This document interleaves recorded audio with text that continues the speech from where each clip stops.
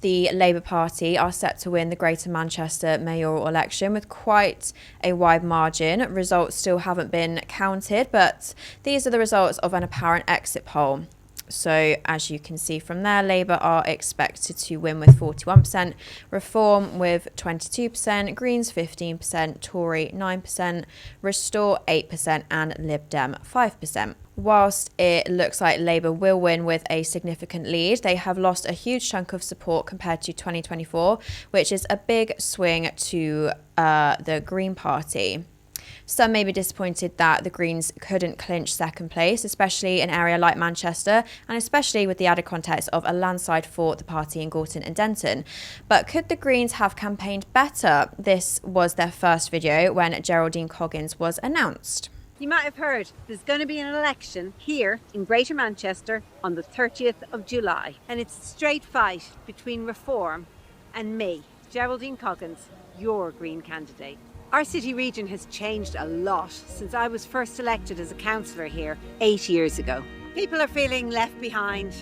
The sun is setting on two-party politics and the old establishment parties are fading away. Labour lost 40% of their voters at the May elections, dropping votes across all 10 boroughs. This has created a dangerous environment for those of us who reject the divisive, hateful politics of Reform. But there is hope. There is a way that we can stop them. Momentum is firmly with the Green Party. We have surged ahead in the polls, and we've shown in Gorton and Denton and across Greater Manchester. We are the ones who can stop Reform on the 30th of July. Vote Green. Let's stop Reform again. It was dubbed as the Greens versus Reform, yet as we are likely to see from the results, wouldn't it have been wise for the Greens to target Labour more? But have the overall party's comms been lacklustre? This was a recent campaign video shared across social media. And action. Okay, right, sorry. So 30th of July, we've got the chance to elect a Green mayor for Greater Manchester. And let me tell you the difference that it could make that is... Listen, do you know that Geraldine's got a plan to bring in 20,000 new affordable homes? Yes. We're getting to that point. Honestly, there is a lot. We're also trying to say Greens can beat Reform. We did it in Gorton Denton. This is great, but guys, don't forget, we're here to replace Labour. We're not here to be concerned by them. Let's make sure we get that out first. And that makes sense. The other bit. Stop, folks. Keep it simple. All the people need to know is that I've got a plan right here to take Greater Manchester back from big money. I've got the skills and experience to make it happen. And on the 30th of July, I'm the vote to stop Reform and replace Labour. She's got my vote. This vibe seems very different to last year. This was one of Zach's campaign videos for Green Party leader. I met a man recently. Said he wanted to stand on a beach like this one with a gun and shoot the people coming across on small boats. Said it like he was just talking about the weather. The worst bit, wasn't even that shocked. Because it's this obsession that has gripped the country. For boats, for boats, for boats. Yet something doesn't add up. Our NHS is crumbling. Our wages are frozen. Our rents are obscene and our rivers are open sewers. And all those in power can do is blame the boats. Labour repeats it like it's gospel, this idea that there's no money left, and then they stoke racist narratives about strangers destroying everything. Well, I call bullshit. Where do we draw the line? On the lies, the scapegoating, the idea that there's no money left in this country. There is plenty of money, more than ever, just not for us. Since COVID, there are more billionaires than they've ever been, and whilst their wealth doubled, ours has been stripped away. So no wonder people are angry. Because while we feel the walls are closing in, the elites, they got to work. They flooded Westminster with lobbyists. They made sure that Farage was on every TV programme going, day in, day out, telling the same lies. Because where do you think these stories come from? All this time they've been pointing at the small boats, telling us they were the people to blame. But the problem this whole time was the super rich and their yachts. People will say, what does this have to do with the Green Party? Aren't you lot all about trees and nature? Well, yes, defending nature is vital. And this is about human nature. The man who wanted to go on a beach and shoot people, he wasn't born like that. The same system that is poisoning our rivers is poisoning our minds, all of us. And we have to draw the line. We have to change the system. Not just so we can survive, but so we can all thrive. That's the Green Party I want to lead. We do not have a moment to waste.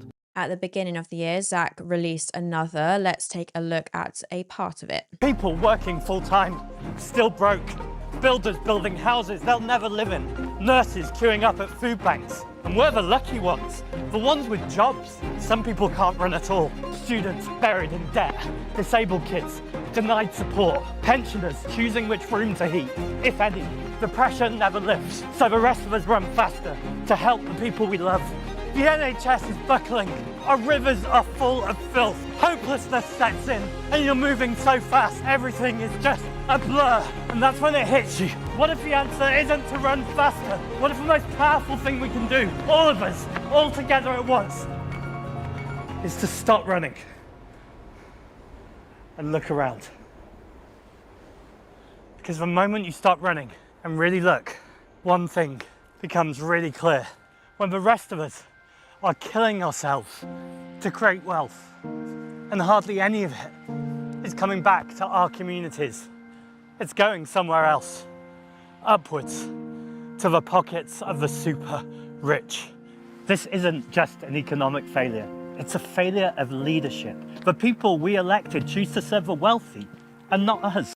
The contrast between that video and then some of the mayoral campaign videos is actually really, really stark, especially when you see it played out just like that. But a few months ago, co-deputy leader Mothin Ali shared this. So I was in London the other day, and this bloke, he comes right up to me. He says, "Why don't you F off back to where you came from?" And you know what? I thought, I will. So I came back here to Sheffield. Dad got too ill to work, and this place shut down shortly after. But it wasn't just us going down. You feel the whole community going to a slump. Men with nothing to do, mums crying over bills. Everywhere you looked, someone was being left behind. Mill towns, pit towns, steel towns, even the dockers in London. Back then, some said Mrs. Thatcher wanted to teach us a lesson. Now, I don't know what that lesson was, but what I do know is once it started, we never really got over it. But now we're back there again. Everyone's angry and they're looking for someone to blame. That man in London, when he saw me, all he saw was my beard, my dopey, my brown skin. Like it was me to blame. All he saw was our differences. So I get why we had to come back here, to remember what we'd lost. It wasn't just the work or the factories, it was something else. And it's that picture in my dad's scrapbook. Because back then, when someone like me and that guy in London, when we saw each other, yes, we saw our differences, but we also saw something else. We saw those chains. Chains of hardship and debt. And we knew that the only way we'd ever lift them was together, side by side. This is a real shift in communication style. Curtis, let's bring you back in. I suppose there's two parts to this to kind of comment on. So firstly, although the results haven't officially kind of come in yet, it obviously looks like Labour's going to win. So we'll discuss that and then we'll talk about the Greens comms afterwards. Yeah, so again, we don't have the full numbers when it comes to the election results, but obviously the Greens have been, they've dropped out because of course it's a preferential voting system. You vote for number 1 and 2. It went to the second round because Labour didn't get 50% of the vote, which I think was expected. So the second preferences were added together, and Reform and Labour are in the runoff, and the Greens are expected to get third. Now, again, it's hard to know. We don't have the numbers. I'm sure as the show goes on, we might get some. I'm actually, I'm speaking to someone from the Green Party right now, hoping they're going to message me once they find out. If the Green Party get less than 10%, which I don't think they will, but if they do, I do think that's extremely worrying because their entire base looked like in Manchester would collapse. I think they're going to get higher than 10%. And I think if they get like 15%, that shows me that, those that are saying the Greens are finished, I think that's silly to say. And it shows that they still have some kind of social base. It would have been a difficult election for them to win. I think looking at the dynamics of politics today, Reform and the Greens were never going to win because Andy Burnham is Prime Minister, right? But that then leads me on to the campaign. Why, oh why did the Green Party mark this campaign as the Greens versus Reform? I don't understand why they did that. When they first released that video of Geraldine Coggins said it's us versus Reform, I was thinking, okay, where's the data to back this up? Is there any polling to say that actually Labour aren't in the race and it's neck and neck or whatever? So I was really confused about that. I didn't see anything. Maybe they had internal polls that showed that. I'm not sure. But it really struck me because I thought, when you appeal to the tactical side of politics, that usually favours, or the tactic is usually used by the larger parties. The Labour Party have been doing that for years. They've said, don't vote for the Greens, you need to vote for Labour. Yes, you might not agree with us on everything. Yes, you might actually support the Greens on policy, but we're the only ones that can stop reform. And people are sick and tired of that kind of politics. And the Greens, who are a smaller party, rightly say, take a chance with us. Maybe it's a bit more of a risk, but we've got to break this duopoly. We've got to break this two-party system. You're being held hostage when Labour or the Tories say you have to vote for us and vote for Hope. And that's how the Green Party surged. In Gorton and Denton, the Labour Party said, you're going to have to vote for Labour. They didn't really even respect their own candidate, I don't think. They didn't really talk her up. They didn't focus the campaign much on her. Angelica Stoji, I believe her name was. And they simply said, hey, look, you people who are thinking about voting for the Greens, you need to stop reform, vote Labour. And what happened? The Greens won by a landslide. So the idea that they would then mimic a mainstream political line of saying you need to vote for us over the opposition is wild to me. And now we can see from the results, they're not final results, but it's quite clear that Labour are going to win by a landslide, even if they've lost support from 2024, is that Labour were their main target. And if the Greens get like 15% and Labour get like 37%, then they need to eat into that Labour vote. So they should have attacked Labour more. Now, of course, Labour are enjoying the Burnham bounce. I don't expect that to last forever. But I thought off the top, that was a really bad line to go with. But that wasn't just it. As you've shown from those videos, there has been quite a shift in the campaign. Dare I say, these sort of theatre videos really do feel like the Green Party of old. The debate in leadership style and communications was put to bed in the Green Party leadership contest. When we held an online hustings on our channel, and even Zach himself admitted this isn't really an election about policy because we all agree on policy, and because the membership set the policy, I can't say vote for me, I'm going to take the party in this direction on policy. The policies of the Green Party today are not much different from the policies of rather they're the same policies of Carla Denyer and Adrian Ramsey, which is quite funny when the right wing say the Greens are now dangerous, like their policies are the same. What was on the ballot there was we need to be more aggressive, we need to be willing to make enemies, we need to make a stand. 85% of the membership voted for Zach Polanski. And people say entryism, majority of existing members vote for Zach and then new members that joined.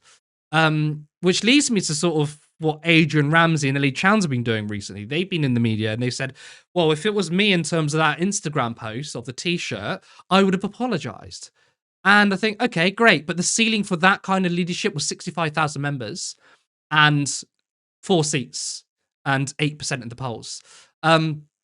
Despite the slight dip in support for the Green Party, they're still polling on average higher than the Lib Dems and higher than average than usual. And they have 230,000 members. So Zach is still doing a far better job. And it is really disappointing to see them, it feels like, slip back into that. Now, I appreciate the 2 videos you've shown of Zach Polanski. One was a leadership video, so it was all centered around him. And the second video was like a party broadcast. Yes, this is a mayoral election. But even in that, I'm not saying that Zach Polanski needs to be in every single video, but I found it odd that they were using Hannah Spencer a lot. Why weren't they centering Geraldine Coggins? Now, I suppose their logic is Hannah Spencer is uniquely very popular. In Gorton and Denton, if it was any different candidate, I think it would have been a very close win. Maybe they might not have won. But Hannah Spencer was so impressive that the working class plumber, that worked for her. So I suppose maybe they wanted to bring her in on this campaign because it's still Manchester. But is capable and as great, I think Geraldine Coggins would have been as a mayor. I didn't really see the Green Party try and bring out her personality. It felt a bit vacuous, and I don't want to be rude or anything. Like, again, I think she'd be very capable, but I felt like the Greens didn't really rely on that. There was no spark or special essence in that campaign like there was for Hannah Spencer. So I hope this isn't a permanent thing, and maybe they've just miscalculated on this campaign. But they really need to be not just aggressive, but, you know, don't be afraid to be a bit gloomy. Because if you see the vibe shift in the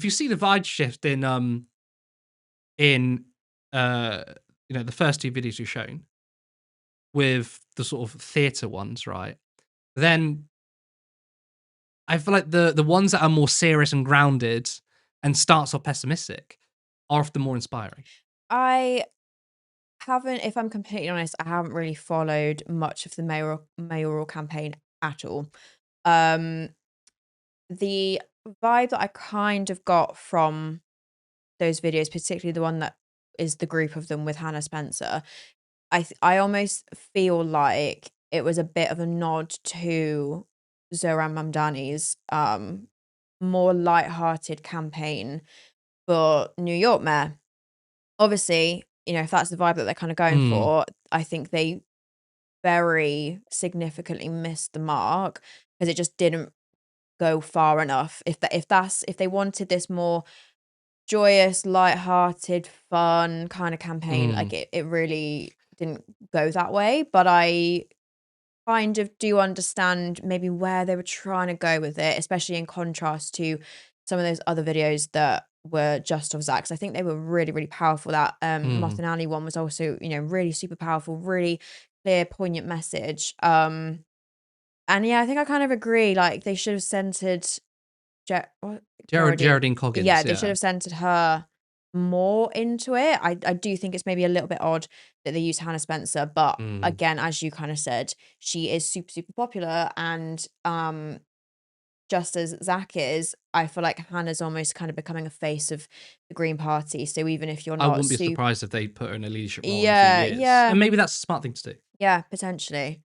But yeah, do you kind of feel like that they were maybe trying to do a bit of a Mamdani Okay, style? I really want to talk about the sort of Mamdani thing. First of all, that running video of Zach, like me and Ben reacted to it, and I even said to you when the video was playing, it gave me goosebumps. It was an incredible video. So there's always talk about Zohran Mamdani when it comes to politics and left-wing politics. Oh, we need to mimic Zohran Mamdani. Campaigning, definitely, yeah. Now, when I say we need to learn lessons of Zohran Mamdani, I mean it in an entirely different way. Now, a lot of people might disagree with me on this, right? But simply trying to copy Mamdani is not a winning strategy here. Why? Mamdani, his campaign had a lot of things. It was serious, but it was that joyous thing. Now, I get what you're saying about the theatre thing. Are they trying to be more lighthearted? Because Zohran did have a lot of lightheartedness in his campaign. Now, call me a cynic, but I don't think light-hearted campaigns work in this country. I think that's the difference between British people and Americans. And I think the gloomy, salt of the earth, dare I say, you know, going through industrial areas and left behind towns, work with the British people. We have a different mindset to Americans. We are genuinely more pessimistic. So in America, when Mamdani does a very funny, clever thing, I get the feeling there's people respond to that maybe in a better way. But when it's over here, it's a bit like, that's just cringe. I was literally just going to say, I think Brits are more opposed to cringe.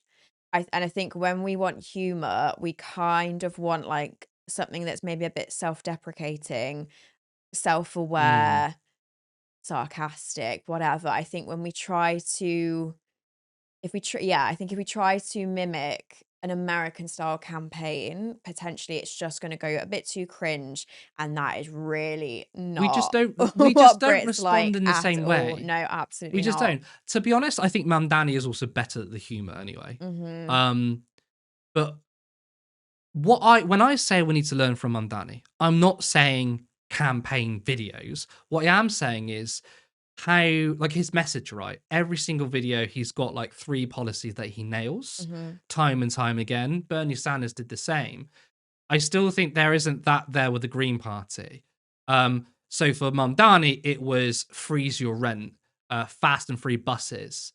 There was another one I forget now. I think it maybe just tax the rich, right? But saying like freeze the rent, those just featured in every single campaign video.